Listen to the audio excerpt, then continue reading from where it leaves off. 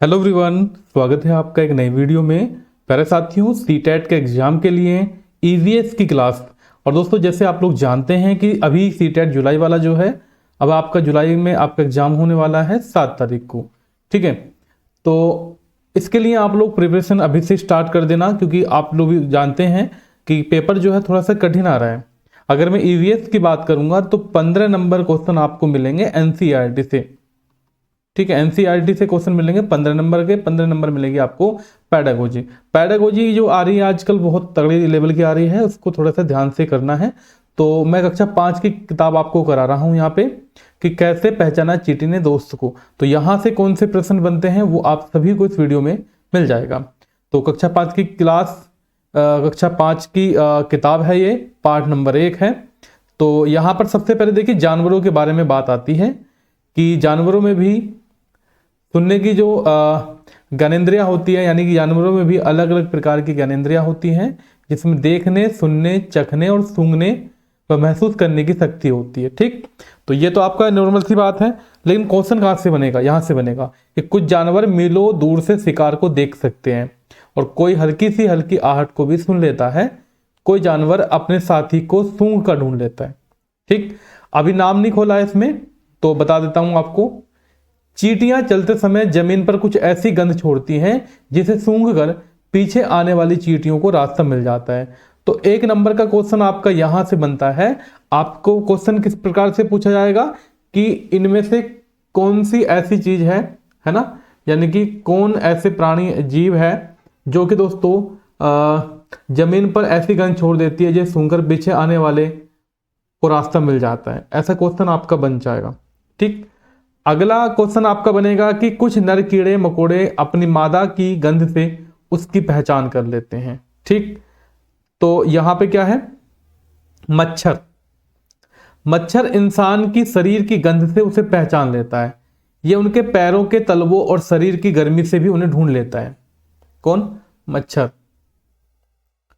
रेशम का कीड़ा अपनी मादा को उसकी गंध से कई किलोमीटर दूर से ही पहचान लेता है। तो दूसरा प्रश्न आपका यह बनेगा। 2 प्रश्न आपको मैंने बता दिए हैं पार्ट नंबर 1 से। अभी आगे बढ़ेंगे। सड़कों पर कुत्तों की भी अपनी अलग जगह बटी होती है ना। एक कुत्ता दूसरे कुत्ते के मलमूत्र की गंध से जान लेता है कि उसके इलाके में बाहर का कुत्ता आया है। ठीक है, तो एक क्वेश्चन आपका यहां से बनेगा। 3 प्रश्न हो गए। आप लोगों ने देखा होगा नॉर्मली दोस्तों, अगर कोई बाहर का कुत्ता दूसरे मोहल्ले का कुत्ता आ जाए तो बाकी कुत्ते जो हैं भौंक भौंक कर उसको भगा देते हैं। रात में जागने वाले जानवर को हर चीज सफेद और काली दिखाई देती है। ये क्वेश्चन आपका बहुत ज्यादा मोस्ट इंपोर्टेंट। कौन? उल्लू की अगर मैं बात करूंगा। दिन में जागने वाले जानवर कुछ रंग देख पाते हैं, यानी कि रात को कौन जागता है? जैसे उल्लू की बात करेंगे तो उल्लू को जो है रात को जो है हर चीज जो है सफेद और काली दिखाई देती है। ठीक, 4 क्वेश्चन हो गया आपके यहां से कि सांप के बाहरी कान नहीं होते, जमीन पर हुए कंपन को वह केवल महसूस कर सकता है।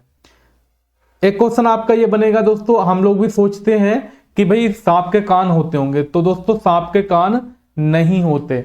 वो कैसे पता लगाता है, महसूस कैसे करता है? जमीन पर जो कंपन होता है। एक क्वेश्चन यहां से बनेगा 5वें नंबर का। ऊंचे पेड़ पर बैठा लंगूर पास आती मुसीबत जैसे शेर, चीता को देखकर एक खास आवाज निकालकर अपने साथियों को संकेत देता है, यानी कि संदेश देता है। इस काम के लिए पक्षी भी खास आवाज निकालते हैं। कुछ पक्षी अलग अलग खतरों के लिए अलग अलग आवाजें निकालते हैं। जैसे उड़कर आने वाले दुश्मन के लिए एक तरह की अलग आवाज होगी, जमीन पर चलकर आने वालों के लिए अलग आवाज होगी। यानी कि दोस्तों मान लीजिएगा यही है, अगर जमीन के रास्ते से आ रहा है जैसे चीता है, तो चीते के लिए वो अलग प्रकार की आवाज निकालेंगे, उनको पता लगेगा कि भाई हाँ जमीन के रास्ते से आ रहा है। अगर कोई उड़कर आ रहा है जैसे बाज वगैरह, तो उसके लिए अलग तरीके की आवाज निकालेंगे। ठीक, आवाज चाहे किसी भी जानवर की ने निकाली हो, एक ही इलाके में रहने वाले बाकी सभी जानवर इस चेतावनी भरी आवाजों से सचेत हो जाते हैं। कुछ जानवर तूफान या भूकंप आने से कुछ समय पहले अजीब हरकत करने लगते हैं। जो लोग जंगल में रहते हैं जानवर के इस व्यवहार को वो समझ जाते हैं। वो जान जाते हैं कि भूकंप आने वाला है या कुछ अनहोनी होने वाली है। तो एक क्वेश्चन आपका यहां से बनेगा 6 नंबर कि 2004 दिसंबर में आए सुनामी से कुछ समय पहले जानवरों के अजीब व्यवहार उसके द्वारा दी गई चेतावनी भरी आवाजों को अंडमान के एक खास आदिवासी जाति समझ गई और उन्होंने वह इलाका जो है खाली कर दिया। इस प्रकार इस जाति के लोग सुनामी के कहर से अपनी जान बचा पाए। 6 क्वेश्चन हो गया आपके यहां से। एक क्वेश्चन है आपका डॉल्फिन। डॉल्फिन भी अलग अलग तरह की आवाज निकालती है और एक दूसरे से बात करती है। वैज्ञानिकों का मानना है कि कई जानवरों की अपनी खुद की एक पूरी भाषा होती है, खुद की लैंग्वेज होती है। कुछ जानवर किसी खास मौसम में लंबी व गहरी नींद में चले जाते हैं और कई महीनों तक फिर दिखाई नहीं देते। सर्दियों में छिपकली भी घर में दिखाई नहीं देती, है ना। वैसे कभी कभी देख लेते होंगे, आजकल तो दोस्तों एनवायरनमेंट चेंज हो रखा है। ज्यादातर पक्षियों की आंखें उनके सिर के दोनों तरफ होती है। 7वां क्वेश्चन यहां से बनेगा। ज्यादातर पक्षियों की आंखें उनके सिरों के दोनों तरफ होती हैं। ये एक ही समय में 2 अलग अलग चीजों पर नजर डाल देते हैं। जब ये बिल्कुल सामने देखते हैं तब इनकी आंखें एक ही चीज पर होती हैं। कई पक्षी अपनी गर्दन, यहां पर 8वां क्वेश्चन यह रहेगा आपका, तो आप लोग इसको नोट डाउन करते चलिएगा। कई पक्षी अपनी गर्दन बहुत ज्यादा हिलाते हैं। ऐसा इसलिए होता है क्योंकि ज्यादातर पक्षियों की आंखें की पुतली घूम नहीं सकती, वे अपनी गर्दन घुमाकर ही आसपास की चीजों को देखते हैं। ठीक। कुछ पक्षी जैसे कि चील, बाज, गिद्ध। 9वां क्वेश्चन आपका यहां से बनेगा मोस्ट इंपोर्टेंट। देखो, चील, बाज, गिद्ध हमसे 4 गुना ज्यादा दूर तक देख सकते हैं। मान लीजिए हम लोग देख रहे हैं 1 किलोमीटर तक, मतलब एग्जाम्पल के बाद बता रहा हूं, 1 किलोमीटर तक तो कोई देख नहीं सकता। चलो थोड़ा सा कम कर देते हैं इसको। मान लीजिए हम लोग देख रहे हैं 100 मीटर तक एग्जाम्पल के तौर पर, तो ये 400 मीटर तक देख सकते हैं। एग्जाम्पल बता रहा हूं मैं। ठीक। जो चीज हम 2 मीटर की दूरी से दिखाई पड़ती है वह चीज ये 8 मीटर की दूरी से देख सकते हैं। ठीक। स्लोथ की बात करूंगा, भालू जैसा दिखाई देता है। देखो देखने में क्या मस्त लग रहा है ना, जैसे घास हो, सूखी हुई घास। स्लोथ भालू जैसे दिखते हैं पर भालू नहीं होते। दिन के करीब 17 घंटे पेड़ों से उल्टे सिर लटककर सोते हैं। तो 10वां क्वेश्चन आपका यहां से बनता है। मतलब ये जो स्लोथ होते हैं ना, एक दिन में 17 घंटे तक सोते हैं। 17 घंटे। ठीक है।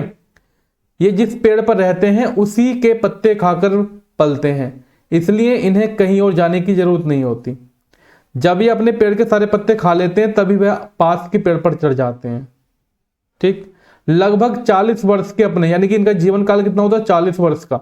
लगभग 40 वर्ष के अपने पूरे जीवन काल में मुश्किल से मुश्किल 8 पेड़ों पर घूमने की तकलीफ करते हैं। ये सप्ताह में एक ही बार सोच के लिए नीचे उतरते हैं। मतलब 7 दिन में तो एक बार जो है टॉयलेट वगैरह करते हैं, नीचे उतरते हैं सोच के लिए। 17 घंटे सोते हैं दिन में। ठीक है। इनको जो नेस्ती कहा जाता है। ठीक है। 40 साल में केवल 8 पेड़ों पर ही वो चढ़ते हैं। मतलब एक पेड़ के पत्ते खत्म हो गए, दूसरे पे चले गए, फिर तीसरे पे, चौथे पे, पांचवे पे, इस तरह से। नेक्स्ट पे आते हैं बाघ अंधेरे में हमसे 6 गुना बेहतर। तो 11वां प्रश्न आपका ये है। बाघ अंधेरे में हमसे 6 गुना बेहतर देख सकता है। बाघ की मूंछें संवेदनशील होती हैं और हवा में हुए कंपन को भांप लेती हैं। इनसे बाघ को अंधेरे में रास्ता और शिकार ढूंढने में मदद मिलती है। बाघ की सूंघने की क्षमता इतनी तेज होती है कि वह हवा के पत्तों को हिलने की और शिकार के झाड़ियों में हिलने से हुई आवाज में अंतर भांप लेता है। देख रहे हो, जो प्राकृतिक रूप से हिल रहा है ना पत्ता, उसको पहचान लेता है, और जो मानव ने हिलाया उसको भी पहचान लेता है। बाघ के दोनों कान बाहर की आवाज इकट्ठा करने के लिए अलग अलग दिशाओं में घूम जाते हैं। बाघ मौके के अनुसार अपनी आवाज बदलता रहता है। मतलब जैसे गुस्सा आएगा ना तो अलग प्रकार की आवाज आएगा, बाघिन को बुलाना हो तो अलग प्रकार की आवाज निकालेगा। ठीक। ये कभी कराहता है तो कभी गुर्राता भी है। बाघ का गुर्राना 3 किलोमीटर दूर तक सुना जा सकता है। जी हाँ, अगर बाघ गुर्रा रहा ना 3 किलोमीटर दूर तक आप सुन सकते हैं। तो 12वां प्रश्न आपका ये हो गया। हर बाघ का अपना कई किलोमीटर एक बड़ा इलाका होता है। बाघ अपने इलाके में मूत्र करके अपनी गंध छोड़ जाते हैं। एक बाघ दूसरे बाघ की मौजूदगी को उसकी मूत्र की गंध से झट पहचान लेता है। एक बाघ दूसरे बाघ के इलाके में जाना पसंद नहीं करता। ठीक। अब एक क्वेश्चन आता है हाथियों से, 13वां प्रश्न आपका यहां से बनता है। बाघ सबसे ज्यादा सतर्क जानवरों में से एक है, ठीक है। आज बहुत से जानवरों को मारा जाता है और उनके शरीर के हिस्सों को बेचा जाता है। हाथी को उसके दांतों के लिए मारा जाता है, ठीक है। गैंडे को सींग के लिए मारा जाता है। बाघ, मगरमच्छ और सांप को उसकी खाल के लिए मार दिया जाता है। कस्तूरी हिरण को थोड़ी सी खुशबू के लिए मार दिया जाता है। जानवरों को मारने वाले लोगों को शिकारी कहते हैं। 13 प्रश्न आपके हो गए। हमारे देश में बाघ और अन्य कई जानवरों की गिनती इतनी कम हो गई है कि इनके लुप्त हो जाने का खतरा है। हमारे देश की सरकार इन्हें बचाने के लिए बहुत से जंगलों को सुरक्षा दे रही है, जैसे उत्तराखंड का जिम कॉर्बेट नेशनल पार्क। तो एक क्वेश्चन बनता है आपका 14 नंबर कि जिम कॉर्बेट नेशनल पार्क कहां पर स्थित है? तो आप क्या बताएंगे? उत्तराखंड। और राजस्थान के भरतपुर जिले में घाना पक्षी विहार कहां पर है? राजस्थान में। तो 15वां प्रश्न आपका यहां पे बन सकता है। यहां लोग जानवरों या जंगलों को कोई नुकसान नहीं पहुंचा सकते, ठीक है। तो पाठ नंबर 1 में क्वेश्चन है इतने। पाठ नंबर 2 की बात करेंगे, कहानी सपेरों की। सपेरों से भी क्वेश्चन आता है दोस्तों सांप से संबंधित, कि सांपों की डिजाइन, रंगोली, कढ़ाई और दीवारों को सजाने के लिए सौराष्ट्र, गुजरात और दक्षिण भारत में प्रयोग किए जाते हैं। एक क्वेश्चन ये बनेगा आपका, कालबेलिया। कालबेलिया लोग सांपों को अपनी बीन की धुन पर नचा सकते हैं। सांप इनकी पूंजी है जो ये अपनी आने वाली पीढ़ी को सौंपते हैं। सांपों को तो यह लोग अपनी बेटियों की शादी में तोहफे के रूप में देते हैं। देखो ये जो एक क्वेश्चन बनेगा आपका कि कौन सी प्रजाति अपनी बेटी की शादी में सांप देती है? कालबेलिया। बीन, तुम्बा, खंजरी और ढोल ऐसे संगीत वाद्य यंत्र हैं जो बीन पार्टी में प्रयोग किए जाते हैं। ढोल के अलावा बाकी तीनों बाजे सूखी लौकी से बनाए जाते हैं। ठीक है, ओके। सांप किसानों के दोस्त होते हैं क्योंकि यह खेत के चूहों को खा लेते हैं, नहीं तो चूहे फसल को खा लेते हैं। हमारे देश में पाए जाने वाले सांपों में केवल 4 तरह के सांप, देखो ये क्वेश्चन बनेगा आपका, जहरीले होते कौन से? नाग, करैत, दुबैया, अफाई। सांप के 2 खोखले जहर वाले दांत होते हैं। सांप के मुंह में एक जहरीला थैली भी होती है। सांप जब किसी को काटते हैं तो उसके खोखले जहरीले दांतों से उस व्यक्ति के शरीर में जहर चला जाता है। सांप के काटे हुए के लिए दवाई सीरम होती है।